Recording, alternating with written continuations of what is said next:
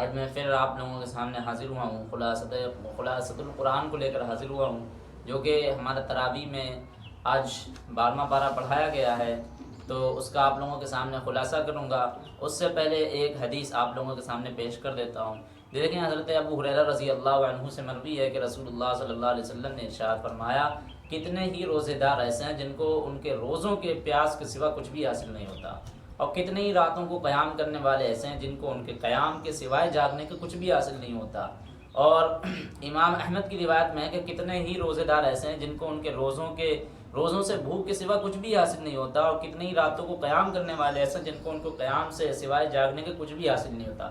کل ملا کر کے شارٹ میں اگر بات کہیں تو وہ یہ ہے کہ رب صائم لیس له من صیامہ الا الجوع ورب قائم لیس له من قیامہ الا السحر، کہ نبی اکرم صلی اللہ علیہ وسلم نے فرمایا کہ بہت سے روزہ دار ایسے ہیں جن کو بجز بھوکے رہنے کے سوا کچھ بھی حاصل نہیں ہوتا، یعنی خالی پیٹ کو بھوک اور پیاس کی تکلیف برداشت کرنے کا جو ان کو تکلیف برداشت ہوتی ہے اس کے سوا ان کو کچھ بھی نہیں حاصل ہوتا۔ ایک ہوتا ہے کہ تکلیف اٹھانا، برداشت کرنا، لیکن دوسری چیز ہے اس کے جو ہے بدلے میں بہت بڑے انعام اور اجر ملتے ہیں، لیکن انعام و اجر سے محروم ہو جانا اور تکلیف اٹھانا، یاد رکھو یہ ہلاکت کی بات نہیں ہے تو پھر کیا ہے۔ اسی طریقے سے بہت سے راتوں کو جاگنے والے ایسے ہیں کہ وہ نہیں خالی آنکھوں میں اپنی تکلیف دینے کے سوا کچھ بھی نہیں کرتے ہیں۔ اب یہی وجہ ہے کہ ہم روزہ رکھ رہے ہیں، غیبتیں کر رہے ہیں، روزہ رکھ رہے ہیں، چغل خوریاں کر رہے ہیں، روزہ رکھ رہے ہیں، ایک دوسرے کو پریشان کر رہے ہیں، ایک دوسرے سے گالی گلوچ کر رہے ہیں۔ یہ کیا وجہ ہے؟ اسی کو تو دیکھ کے تو فرمایا نبی نے کہ جو ہے ان کو بس خالی بھوکے کے سوا کچھ بھی نہیں ہوتا، بھوک پیاس کے سوا کچھ بھی حاصل نہیں ہوتا۔ اس لیے بعض علماء کے نزدیک ہے کہ روزے میں غیبت کرنے سے روزہ ٹوٹ جاتا ہے، بلکہ اس پہ متفق فتویٰ نہیں ہے، لیکن بزرگوں کے نزدیک یہ بات ہے۔ اس لیے عزیز ساتھیوں، ان تمام چیزوں سے، برائیوں سے بچیں اور گناہوں سے بچیں، اور اپنے روزے کو خلوص اخلاص کے ساتھ رکھیں اور مقصد روزہ حاصل کرنے کی توفیق عطا فرمائے، آمین۔ تو چلیے میں پارہ شروع کرتا ہوں۔ وما من دابۃ سے شروع ہے پارہ۔ اس کی ابتدائی آیتوں میں اللہ تعالیٰ نے فرمایا کہ زمین پر چلنے والے جتنے جاندار ہیں ان سب کی تخلیق کے مطابق اللہ روزی پہنچاتا ہے۔ یہ اس کا اٹل وعدہ ہے جس کو پورا کرتا رہتا ہے۔ اللہ اس کو بھی جانتا ہے وہ کہاں زندگی گزارنے گا، اللہ اس کو بھی جانتا ہے کہ وہ کہاں زندگی گزارے گا، اور وہ اس کو بھی جانتا ہے کہ اس کو کہاں موت آئے گی اور وہ کہاں دفن کیا جائے گا۔ نیز اللہ تعالیٰ کی قدرت بڑی اور اس کی دلیل آسمان اور زمین کی تخلیق ہے۔ اللہ تعالیٰ نے آسمان اور زمین کو 6 دنوں میں پیدا کیا۔ اللہ تعالیٰ نے انسان کی مذموم صفت کا ذکر فرمایا کہ اللہ تعالیٰ جب کسی انسان کو نعمت دے کر کسی سبب سے اسے چھین لیتا ہے تو وہ فوراً ہی اس کی رحمت سے نا امید ہو جاتا ہے اور وہ ناشکری کرنے لگتا ہے۔ اگر اسے بیماری یا تکلیف کے بعد صحت اور محتاجگی کے بعد خوشحالی سے نوازا جاتا ہے تو کہنے لگتا ہے اب تو آرام ہے، راحت ہے، پھر عیش اور خوشحالی میں ایسا مگن ہو جاتا ہے کہ اس نعمت پر اپنے خالق اور رازق اور اپنے مالک کا شکریہ ادا کرنے کا خیال بھی نہیں گزرتا ہے۔ کل ملا کر کہنے کی بات یہ ہے کہ جب اللہ تعالیٰ کسی انسان کو کسی سبب سے اس سے جو ہے کچھ چیزیں چھین لیتا ہے تو وہ فوراً ہی اس کی رحمت سے نا امید ہو جاتا ہے، یعنی جو ہے اور جو ہے مایوس اپنے اوپر چھا لیتا ہے، مایوسی اپنے اوپر مسلط کر لیتا ہے۔ لیکن جب اللہ اس کو کسی نعمت سے نوازتا ہے، تکلیف کے بعد اس کو صحت دیتا ہے، محتاجگی کے بعد خوشحالی سے نوازتا ہے، تو کہنے لگتا ہے کہ اب تو یار بہت زیادہ آرام ہے، راحت ہے، پھر عیش اور خوشحالی میں ایسا مگن ہو جاتا ہے کہ اس نعمت پر اس کو اپنے خالق اور مالک کو یاد کرنا بالکل بھی یاد ہی نہیں رہتا ہے۔ یہ کیا وجہ ہے؟ مصیبت آئی اس کی طرف سے، خوشحالی آئی اس کی طرف سے۔ ہمیں ہونا تو یہ چاہیے تھا کہ ہم مصیبت میں پہنچے ہیں اللہ کے دربار میں، خوشحالی میں بھی اللہ کے دربار میں پہنچ جاتے ہیں۔ یہ افسوس ہے۔ پھر اس بارے میں اللہ تعالیٰ نے یہ بھی فرمایا کہ اعمال صالحہ کے بدلے میں جس کا مطمع نظر صرف دنیا کی زندگی اور اس کا عیش و آرام ہوتا ہے تو اللہ اسے ان اعمال کا بدلہ اس کی نیت کے مطابق دیتا ہے، اس میں کمی نہیں کرتا۔ اس کے بعد حضرت نوح علیہ السلام اور ان کی قوم کے واقعے کو بیان کیا گیا ہے کہ نوح علیہ السلام کی قوم کے لوگ کفر اور شرک و فساد میں مبتلا ہو گئے۔ نوح علیہ السلام کے پاس اللہ کی دعوت لے کر نوح علیہ السلام ان کے پاس اللہ کی دعوت لے کر گئے۔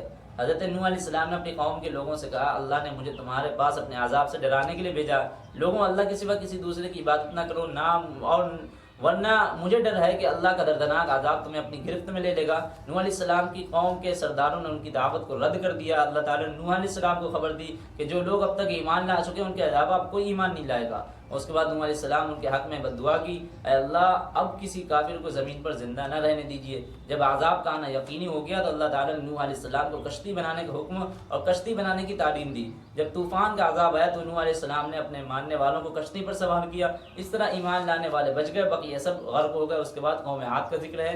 قوم عاد کی طرف اللہ تعالیٰ نے حضرت ہود علیہ السلام کو دین کی دعوت کے ساتھ بھیجا۔ یہ لوگ بھی بتوں کی پوجا کرتے تھے۔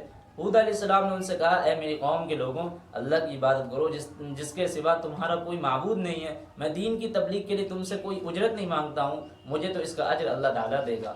پھر حضرت صالح علیہ السلام کا ذکر ہے۔ اللہ تعالیٰ نے حضرت صالح علیہ السلام کو قوم سمود کی طرف بھیجا۔ یہ لوگ مدائن میں رہتے تھے، مدائن حجر میں رہتے تھے، یہ تبوک اور مدینہ کے درمیان واقع ہے۔ انہوں نے بھی اپنی قوم کو توحید کی دعوت دی اور کہا صرف ایک اللہ کی عبادت کرو جس کے علاوہ کوئی معبود نہیں۔ صالح علیہ السلام کی دعوت و توحید کو ان کی قوم کے لوگوں نے رد کرتے ہوئے کہا، اے صالح، بچپن میں تمہاری عادات اور خصائل کو دیکھ کر ہم نے امید لگا رکھی تھی کہ تم ہمارے سردار بنو گے اور ہمیں تم سے فائدہ پہنچے گا، مگر تم نے ہماری امیدوں پر پانی پھیر دیا۔ اس طرح ان کی قوم نے صالح علیہ السلام کی دعوت کو رد کر دیا تو اللہ تعالیٰ نے ان کی قوم کے لوگوں پر عذاب مسلط کر دیا۔ اس صورت میں قوم لوط کی ہلاکت کا بھی واقعہ، یعنی وہ ساری قومیں اللہ تعالیٰ بتا رہے ہیں، ان کے سارے واقعے بتا رہے ہیں۔ حضرت نوح علیہ السلام، حضرت ہود علیہ السلام، حضرت صالح علیہ السلام، اور اس میں حضرت قوم لوط کی بھی ہلاکت کا ذکر ہے۔ یہ واقعہ ابراہیم علیہ السلام کے واقعے کے ضمن میں بیان کیا گیا ہے۔ لوط علیہ السلام حضرت ابراہیم علیہ السلام کے بھتیجے تھے۔ قوم لوط کی بستیاں شام کے علاقے میں تھیں اور ابراہیم علیہ السلام فلسطین میں رہتے تھے۔ اللہ تعالیٰ نے جن فرشتوں کو قوم لوط کو ہلاک کرنے کے لیے بھیجا تھا، وہاں جانے سے پہلے ابراہیم علیہ السلام کے پاس گئے وہ فرشتے، تاکہ انہیں بیٹا اسحاق اور پوتا یعقوب کی خوشخبری دیں۔ جب وہ ابراہیم علیہ السلام کے پاس پہنچے تو انہوں نے سلام کیا۔ حضرت ابراہیم علیہ السلام نے ان کے سلام کا جواب دیا، مہمان سمجھ کر ان کے لیے کھانے کا انتظار کیا اور مہنے ہوئے اور بھنے ہوئے بچڑے کا گوشت پیش کیا۔ لیکن جب ابراہیم علیہ السلام نے دیکھا کہ وہ کھانے کی طرف ہاتھ نہیں بڑھا رہے ہیں تو انہیں شبہ ہوا اور ڈر محسوس کرنے لگے۔ ابراہیم علیہ السلام کی حالت کو دیکھ کر فرشتوں نے کہا، آپ ڈریے نہیں، ہم فرشتے ہیں، قوم لوط کو ہلاک کرنے کے لیے بھیجے گئے۔ جب فرشتوں نے اپنی حقیقت بتا دی تو خوف جاتا رہا۔ پھر انہوں نے حضرت ابراہیم علیہ السلام کو اسحاق اور یعقوب کی خوشخبری سنائی۔ یہ خوشخبری سن کر حضرت ابراہیم علیہ السلام کی جو اہلیہ سامنے کھڑی تھی وہ ہنس پڑی اور کہنے لگی، میں بوڑھی ہو چکی ہوں، میرے شوہر بھی نہایت بوڑھے ہو چکے ہیں، یہ خوشخبری تو عجیب سی لگ رہی ہے۔ پھر فرشتوں نے کہا، اس میں تعجب کی کیا بات ہے، اللہ کی یہی فیصلہ اور یہی حکم ہے۔ پھر فرشتے قوم لوط کے پاس گئے۔ لوط کی قوم کی جو جنسی بیماری تھی وہ اس میں مبتلا تھے، یعنی جنسی جرائم میں مبتلا تھے۔ جب فرشتے پہنچے تو وہ لوگ لوط علیہ السلام کے گھر پر چڑھ کر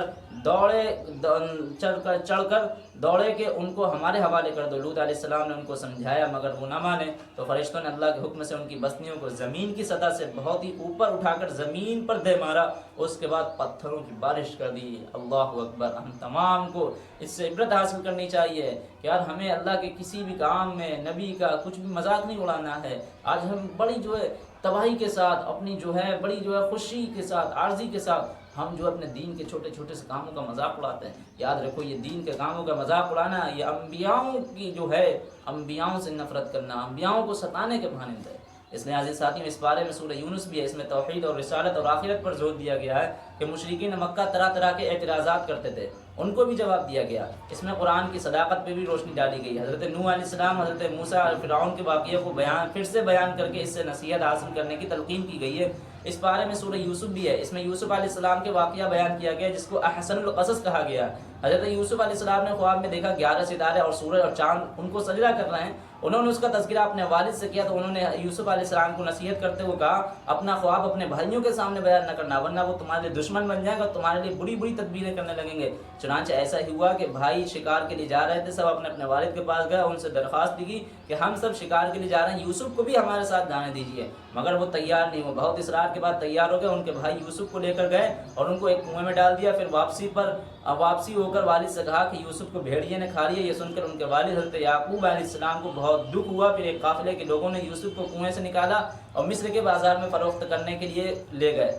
ہونہار بچے کو دیکھ کر مصر کے بادشاہ عزیز نے اس کو خرید لیا اور اپنی بیوی کے حوالے کر دیا تاکہ وہ اس کی پرورش کرے، تاکہ اس کو اپنا بیٹا بنا لے۔ اس طرح شاہی دربار میں رہ کر حضرت یوسف علیہ السلام نے خواب کی تعبیر سیکھ لی۔ پھر عزیز مصر کی بیوی یوسف پر فریفتہ ہو گئی اور اس نے ان کو برائی میں مبتلا کرنے کا پختہ ارادہ کر لیا۔ دروازہ بند کر دیا۔ اسی وقت عزیز مصر دروازے پر آ گیا، اس سے اس کی بیوی نے شکایت کی کہ اس کو جیل میں ڈال دیا جائے، وہ جیل میں ڈالے گئے۔ پھر جیل سے نکلنے کے واقعے کو تفصیل سے بیان کیا گیا اس صورت میں۔ کفار مکہ اس واقعے سے بے خبر تھے، اللہ تعالیٰ نے قرآن کریم کے ذریعے اس کی اطلاع دی ہے۔ یعنی وہی وہ حضرت یوسف علیہ السلام کا جو شاہ مصر کی جو بیوی تھی، جو ان کی زوجہ تھیں، وہ حضرت یوسف علیہ السلام کی جو خوبصورتی تھی، آپ کو پتہ ہی ہوگا حضرت یوسف علیہ السلام خوبصورتی میں بے مثال تھے، تو ان کی خوبصورتی کو دیکھ کر وہ ان کے اوپر فریفتہ اور عاشق ہو گئی تھیں، اور ایک گھنونا، ایک گھٹیا عمل جو ہے اپنے پاس سے کرنے کے لیے وہ تیار ہو گئی۔ حضرت یوسف علیہ السلام کو زبردستی اس میں انوالو کیا گیا، اور حضرت یوسف علیہ السلام کو پھر جب اس واقعے کو ان کے جو شوہر تھے یعنی بادشاہ مصر تھے، انہوں نے پکڑ لیا، پکڑ کے بعد حضرت یوسف علیہ السلام کو جیل میں ڈال دیا گیا۔ جیل میں ڈالنے کے بعد حضرت یوسف علیہ السلام اور جو ہے بڑی سی بڑی تعبیریں سیکھتے تھے، تعبیریں بتا دیتے تھے، تو ان کو ایسی قحط سالی کا بھی دور ہوا، تو اس وقت میں ان کو قحط سالی کا یہ مشورہ آپ سکھایا، بتایا، تو حضرت یوسف علیہ السلام کو شاہ مصر نے مصر کا بادشاہ بنا دیا۔ ایک ایسا بندہ جہاں کنویں میں ڈالا گیا، یعنی ایک ایسے نبی جہاں کنویں سے نکال کر پھر مصر کے بادشاہ کے دربار میں پلے، دربار سے پھر نکل کر کے خود جو ہے بادشاہ مصر بن گئے۔ اللہ تعالیٰ ایسے صبر کرنے والے لوگوں کو کہاں سے کہاں نواز دیتا ہے، ہمیں بھی اس سے یہی سبق ملتا ہے۔ اور اللہ تعالیٰ نے یار اس بارے میں کیسی کیسی قوموں کے یار ہلاک ہونے کے خبر دی ہیں۔ صالح علیہ السلام کا تذکرہ ہے، حضرت ہود علیہ السلام کا تذکرہ ہے، حضرت لوط علیہ السلام کا تذکرہ ہے، اور بھی بہت سارے، یوسف علیہ السلام کا تذکرہ ہے۔ اللہ تعالیٰ ہم لوگوں کو زیادہ سے زیادہ یار خلاصۃ القرآن کو سمجھنے کی، پڑھنے کی توفیق عطا فرمائے۔ خدا کی قسم اگر یہ واقعہ کوئی بتانے والا اچھے سے موجود ہونا اور تفصیل سے ان واقعوں کو بتائے، تو میرا دل آج بھی کہتا ہے کہ یار میں ان واقعوں کو سننے کے لیے تیار ہوں، میں اپنا ٹائم دینے کے لیے تیار ہوں۔ لیکن کیا وجہ ہے کہ ہمارے پاس ان واقعوں کو کوئی سنانے والا بھی نہیں ہے۔ سنانے والے تو ہمارے علماء کرام موجود ہیں، لیکن سننے والے ہم جیسے کان نہیں ہیں، ہمارے جیسے دل نہیں ہے، ہمارے جیسے دماغ نہیں ہے۔ اللہ آپ کے بھی دلوں کو، اللہ آپ کے بھی دماغوں کو ان واقعوں کو، قرآن کو پڑھنے کا، قرآن کے شوقین کا، قرآن کا شغف آپ کو دلوں میں اس کے جو ہے نور اور انوار اور اس کے برکات آپ کے دلوں میں ڈال دے۔ اللہ تعالی ہم لوگوں کو کہنے سننے سے عمل کرنے کی توفیق عطا فرمائے، آمین۔